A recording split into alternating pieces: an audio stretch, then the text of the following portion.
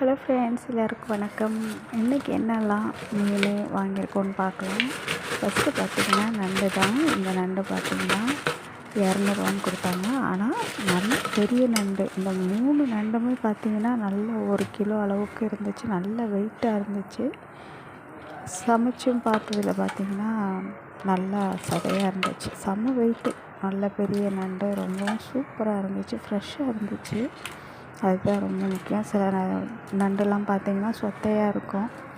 அதுமாரி இல்லாமல் நல்லா இருந்துச்சு. அது கூடயே கொஞ்சம் நெத்திலியும் இருந்துச்சு. நெத்திலி மீன் வந்து சேர்த்து 200 போட்டாங்க.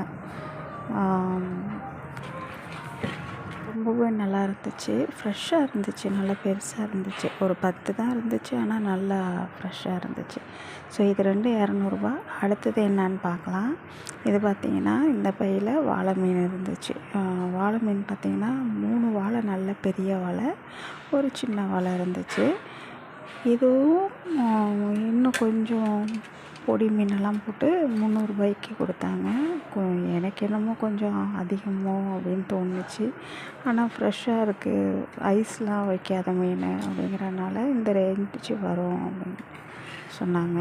சரி அப்படின்னு வாங்கியாச்சு. வாழை கொஞ்சம் பெருசாக இருந்தனால ஓகே அப்படின்னு வாங்கியாச்சு. இதை நல்லா வந்து நம்ம அந்த சுண்ணாம்பு போக தேய்ச்சிட்டு யூஸ் பண்ணோம்னா, சமைச்சோம்னா சூப்பராக இருக்கும். நல்லா வறுத்தா ரொம்பவும் சூப்பராக இருக்கும். அதுக்கப்புறம் பார்த்திங்கன்னா இந்த வாழை மீன் கூட இந்த காரப்பொடி தான். காரப்பொடியுமே பார்த்திங்கன்னா நல்லா பெருசாக இருந்துச்சு.